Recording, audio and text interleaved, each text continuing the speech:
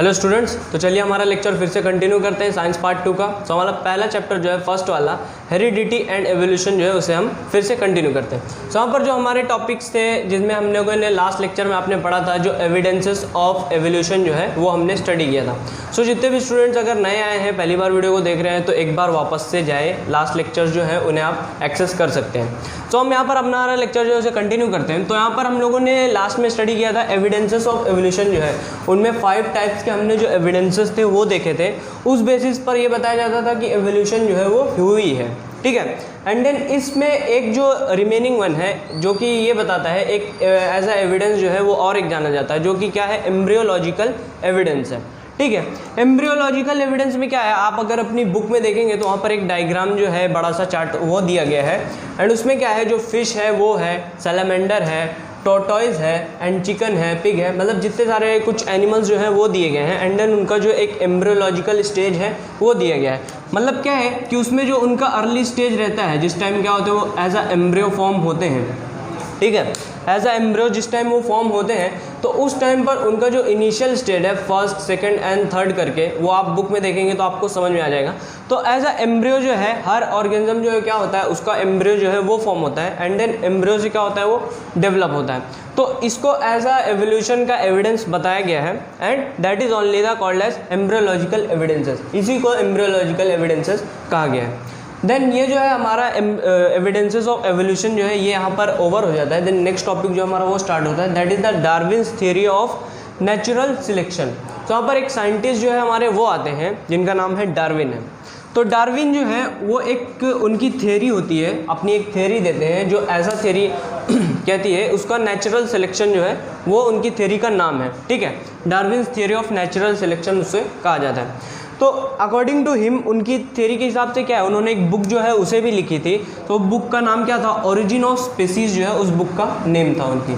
सो उस बुक में उन्होंने यही एक्सप्लेन किया था कि एक ऑर्गेनिज्म जो है वो किस तरह से जब इवॉल्व होता है तो किस तरह से अपना जो लाइफ है उसमें सफ़र करता है। एंड देन ओवरऑल वो किस तरह से अपना जो अडेप्टेशन है वो करता है। देन सर्वाइव किस हिसाब से, क्लाइमेटिक कंडीशन के हिसाब से अर्थ पर अपने हिसाब से वो लिव मतलब कब तक वो ज़िंदा रह सकता है। तो उनकी जो बुक थी उन्होंने डिटेल में यही सारी चीज़ें बताई थी। साथ ही साथ में यहाँ पर जो सबसे पहला मेन उनका बुक का जो कुछ मेन मोटो है, मेन गोल जो उनकी थ्योरी का है वो हम देखेंगे। तो उनका जो मेन एक जो एम दिया गया था वो क्या है, ऑल ऑर्गेनिजम्स रिप्रोड्यूस प्रोलिफिकली। मतलब क्या है कि जितने भी ऑर्गेनिजम्स होते हैं, जितने भी ऑर्गेनिजम्स होते हैं लिविंग ऑर्गेनिज्म, वो क्या करते हैं, वो रिप्रोड्यूस करते हैं अपनी फुल पोटेंशियल के साथ में। क्या करते हैं, अपनी फुल पोटेंशियल के साथ में उनके अंदर एबिलिटी होती है कि वो रिप्रोड्यूस करते हैं। मतलब उनकी जो जनरेशन होती है, नई नई जनरेशन होती है, उनके पास फुल कैपेसिटी होती है और वो जनरेशन जो है वो प्रोड्यूस भी करते हैं। मतलब एक ऑर्गेनिज्म है कोई, तो उसके ढेर सारी जो स्पीसीज रहेंगी वो आएंगी, वो प्रोड्यूस करेगा, ये होता है। देन दूसरा क्या है यहाँ पर, कंपटीशन अमॉन्ग ऑर्गेनिज्म। क्या होता है, कंपटीशन अमॉन्ग ऑर्गेनिज्म। मतलब अब ये जो ऑर्गेनिज्म कोई भी रिप्रोड्यूस करेगा तो उसके जितने भी स्पीसीज आएंगे, मान लीजिए किसी के 8 आते हैं, 10 आते हैं, 9 आते हैं, कोई भी एनिमल जो है वो हो गया, उसके जो नए यंग वंस आएंगे तो उनके बीच में क्या रहेगा, कंपटीशन होगा। क्या होगा, कंपटीशन होता है उनके बीच में। वो लोग क्या करते हैं, फूड जो है उसके लिए कंपटीशन करेंगे, ठीक है। लिविंग का जो एरिया है, उनका सराउंडिंग है, उसके लिए कंपटीशन करेंगे। एंड देन बाकी कुछ एनवायरमेंटल फैक्टर्स होते हैं, जैसे टेम्परेचर जो हो गया उसे अगर वो सस्टेन कर लेते हैं तो उनका जो हैबिटेट है उसे सस्टेन कर लेना, जिस एरिया में है वहाँ पर रह लेना। मतलब एनवायरमेंटल की जो एक्सट्रीम कंडीशंस होती है उसके लिए उनका कंपटीशन होता है, फूड जो है उसके लिए कंपटीशन होता है। तो ऑर्गेनिज्म को सारी चीज़ें फेस करनी पड़ती हैं। एंड ओवरऑल क्या होता है कि वही ऑर्गेनिज्म जो है कंपटीशन में पास होता है जो हर चीज़ों को क्या करता है, ओवरकम कर जाता है। सारी चीज़ों को क्या करे, वो पास कर जाए, जितना भी कंपटीशन है उसको ओवरऑल पास करता है, सारी चीज़ों को सफ़र कर लेता है, वही क्या होता है, आखिर में बचता है। तो ये लास्ट का जो पॉइंट है वो क्या है, सर्वाइवल ऑफ द फिटेस्ट। क्या है, सर्वाइवल ऑफ द फिटेस्ट। इसमें क्या होता है, वही ऑर्गेनिज्म सर्वाइव करता है जो सबसे ज़्यादा फिट होता है। सबसे ज़्यादा फिट जो होता है, सबसे ज़्यादा स्ट्रॉन्ग जो होगा, जो ऑर्गेनिज्म बचा होगा सबसे ज़्यादा स्ट्रॉन्ग होगा, जो सबसे ज़्यादा फिट होता है वही क्या करता है, वो सर्वाइव करता है, वही क्या होता है, आगे जीता है, एंड देन उसी का एवोल्यूशन वगैरह जो भी है वो होता है। सो ओवरऑल डार्विन्स की थ्योरी क्या कहती है, यही कहती है कि एक ऑर्गेनिज्म जो वो आता है, देन उसका यहाँ पर क्या होता है, एनवायरनमेंट कंडीशन, जो कंपटीशन है वो होता है, एंड देन कंपटीशन के बाद में क्या होता है, ओवरऑल उसकी जो कैपेबिलिटी होती है, जिस तरह से वो रहता है, एंड देन उसका जो डेवलपमेंट होता है, उसको कम्पीट करके डेवलप होना होता है फूड के लिए, बाकी चीज़ों के लिए, और एक्सट्रीम कंडीशंस को सारी चीज़ें होती हैं, तो उसमें सिर्फ वही ऑर्गेनिज्म सर्वाइव कर पाते हैं जो सबसे ज़्यादा फिट होते हैं। मतलब जो वीक होते हैं, जो कमज़ोर ऑर्गेनिजम्स होते हैं, वो क्या होते हैं, वो ज़्यादा सर्वाइव नहीं कर पाते हैं और आखिरकार वो मर भी जाते हैं, डेड हो जाते हैं, एंड देन सर्वाइव वही करता है जो सबसे ज़्यादा फिट ऑर्गेनिज्म होता है वो वाला है। सो ये जो है हमारा Darwin's theory of natural selection जो है वो हो गया, एंड देन इसके बाद जो हमारे कुछ आगे के टॉपिक्स हैं जैसे लैमार्किज्म है, उसे हम लोग देखते हैं। तो अब यहाँ पर क्या है, हमारा जो नेक्स्ट टॉपिक है लैमार्किज्म जो है वो वाला है।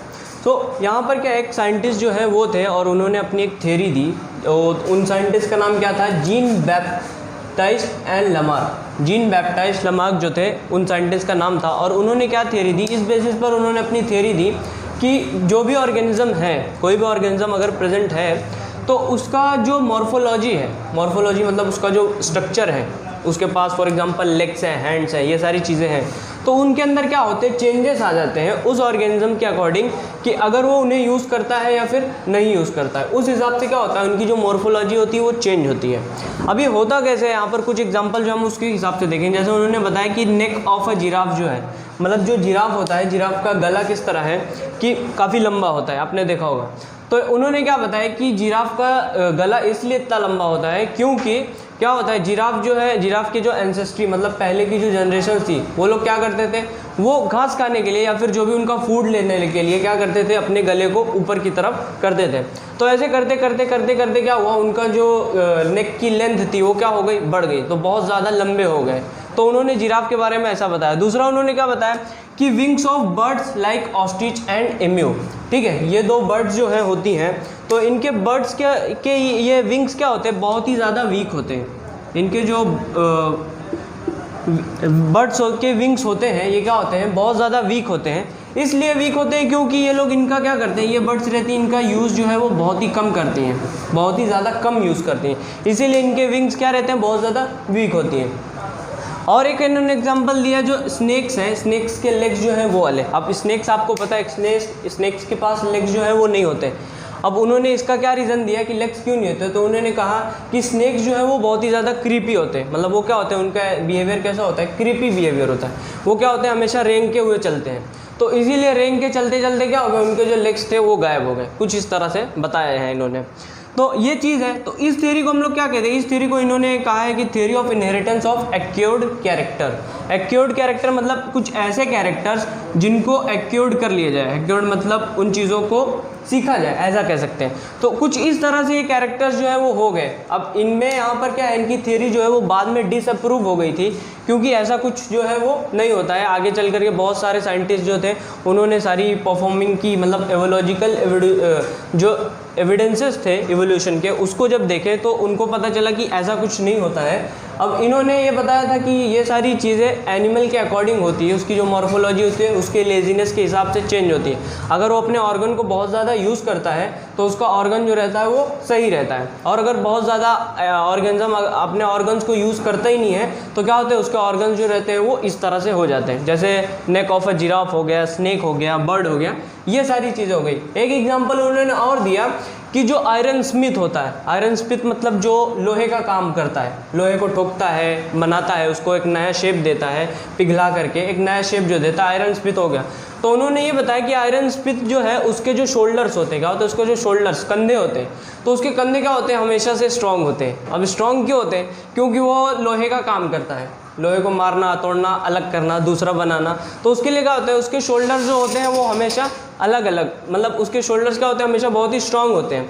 लेकिन और उन्होंने ये भी कहा कि ये चीज़ जो होती है उसका जो नई ऑफस्प्रिंग आएगी उसके भी शोल्डर्स क्या होंगे, बहुत ही ज़्यादा स्ट्रांग होंगे। तो ऐसा हो सकता है क्या, आप खुद अंदाज़ा लगाइए।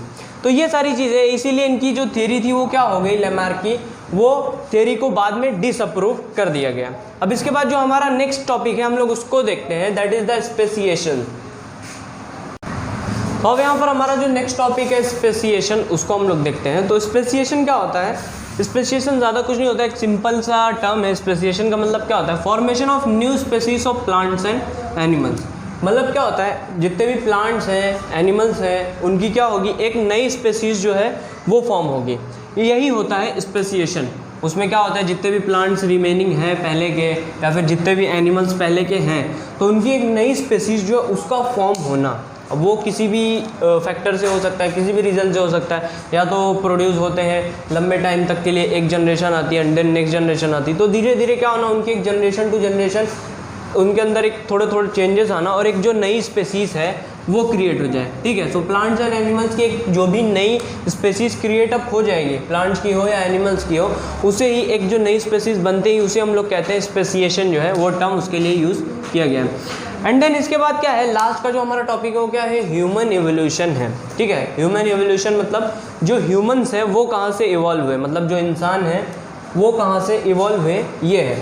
तो इसमें क्या है, हमारा जो फर्स्ट रिकॉर्ड जो है, इसमें आपकी मोस्टली जो हिस्ट्री है वो बताई गई। आप उसमें एक डायग्राम अपनी बुक में देखेंगे तो वो है कि एप से लेकर के एक जो फुल इरेक्ट मैन है वो खड़ा हुआ है। ठीक है, बहुत सारे उसके जो स्टेजेस हैं वो आते हैं। तो यहाँ पर जो ह्यूमन एवोल्यूशन का फर्स्ट रिकॉर्ड देखा गया, मतलब फर्स्ट ऐसा एक रिकॉर्ड देखा गया जहाँ पर उनको कुछ ह्यूमन लाइक दिखने को मिला, खड़ा है या फिर जो भी पोस्चर है उसका। तो फर्स्ट रिकॉर्ड जो ह्यूमन एवोल्यूशन का वो यहाँ पर एक जो उसको कंसिडर किया जाता है रामापेथिकस जो है वो होता है। ठीक है, ये क्या होता है, इसे as a first human record देखा गया कि ये कुछ ह्यूमन लाइक स्ट्रक्चर है इसका। ऑल्दो ये क्या है, ये सारे के सारे एप्स जो हैं वो हैं। ठीक है, एप्स का मतलब क्या होता है, बंदर जो है वो है। इनको ऐसा इवोल्यूशन के तौर पे ह्यूमंस के लिए बताया गया है कि ह्यूमंस जो है इन्हीं से इवॉल्व हुए हैं। ऑल्दो एप्स के पास क्या है, टेल वगैरह जो उनका स्ट्रक्चर होता है, मॉर्फोलॉजी होती है, क्या होती है, थोड़ी सी डिफरेंट होती है। ये आर्म्स का जो होता है, हाथों का, पैरों का, सारा स्ट्रक्चर क्या होता है, अलग अलग होता है। लेकिन फिर भी यहाँ पर जो एप्स हैं उनको एज अ ह्यूमन का इवोल्यूशन बताया गया है। तो बाद में क्या हुआ, ऐसा भी कहा गया है कि जो उनकी पहले की टेल थी वो बाद में रिड्यूस होने लगी धीरे धीरे, एंड देन फाइनली पूरी की पूरी खत्म हो गई। सो ये सारी चीज़ें थी। तो रामापेथिकस जो था वो फर्स्ट रिकॉर्ड था ह्यूमन एवोल्यूशन का, जो कि ईस्ट अफ्रीका का था। कहाँ का था, ईस्ट अफ्रीका जो है वहाँ का था। मोस्टली जो एक कंट्री, वही एक कॉन्टिनेंट अपना जो पड़ गया वही अफ्रीका, वहीं से ही जो एवोल्यूशन हुई है एप्स की और ह्यूमन्स की वहीं से बताई जाती है। तो अफ्रीका में क्या था, रामापेथिकस जो था वो फर्स्ट रिकॉर्ड उसका पाया गया। एंड देन ऐसा बाकी सारे भी जो रिकॉर्ड्स हैं वो भी पाए गए, अलग अलग डिफरेंट टाइप्स के नेम्स हैं जो आपकी बुक में स्पेसिफाइड है, आप पढ़ सकते हैं। एंड देन यहाँ पर क्या है, 40 लाख ईयर्स अगो क्या हुआ कि एप जो था वो साउथ अफ्रीका का वो भी डेवलप हुआ, एज अ फर्स्ट ह्यूमन की तरह देखा गया। ठीक है, 40 lakh years ago. And then homo sapiens क्या है, होमो जो है मतलब ह्यूमन लाइक, होमो जिसको हम लोग क्या बोलते हैं, ह्यूमन लाइक, ह्यूमन की तरह, इंसान की तरह दिखने वाला। सो होमो जो है that is the 20 lakh years अगो, इसे भी ऐसा देखा गया 20 लाख साल पहले, ऐसा होमो जो इंसान की तरह दिखने वाला कुछ स्ट्रक्चर हो। वो ऑल्दो क्या था, एप जो है वही था, बंदर ही था, लेकिन उनका जो क्या था एक डेवलपमेंटल स्टेज जो है बताया गया है कि वो पहले के डेवलपमेंटल स्टेज थे, जब ये सारे यहाँ से ही क्या हुए, डेवलप होते होते होते होते क्या हुआ, बाद में उनके अंदर क्या है जो ब्रेन वगैरह था वो डेवलप हुआ, एंड कैपेसिटी जो है उनकी थोड़ी सी क्रैनियल कैपेसिटी, वो सारी चीज़ें बढ़ी। और फिर क्या हुआ, एक नया जो आज का एक मॉडर्न मैन है, कहाँ से, एप से लेकर के, एक बंदर से लेकर के आज एक मॉडर्न मैन जो है वो डेवलप किया गया है। सो इस हिसाब से ह्यूमन एवोल्यूशन जो है वो बताई गई है। ठीक है, एंड आपकी बुक में बाकी सारी चीज़ें भी जो और रामापेथिकस के अलावा जो चीज़ें मेंशन की गई, जैसे नीदरलैंड मैन है वो हो गया। ठीक है, तो ये सारी चीज़ें जो है ऑल्दो साउथ अफ्रीका जो है वहाँ का एवोल्यूशन था, वहाँ से स्टार्ट हुआ, एप्स आए, एंड देन एप से ही क्या हुआ, एप धीरे धीरे जब डेवलप हुए तो कुछ साल बाद ये मिले, देन फर्दर ऑन कुछ साल बाद इस टाइप के मिले, एंड ऐसे करते करते करते करते क्या हो गया, एक जो नई स्पेसी थी, एक जो नया आज का मॉडर्न मैन है वो एप से इवॉल्व हुआ है, ऐसा बताया जाता है। तो हमारा चैप्टर जो है वो यहीं पर ओवर होता है। बाकी फर्दर रेफरेंस के लिए आप कोई भी डाउट है अगर तो आप कमेंट करके हमसे पूछ सकते हैं। एंड देन क्या है कि नेक्स्ट लेक्चर के लिए चैनल पर बने रहिए, और thank you for watching this video and keep studying.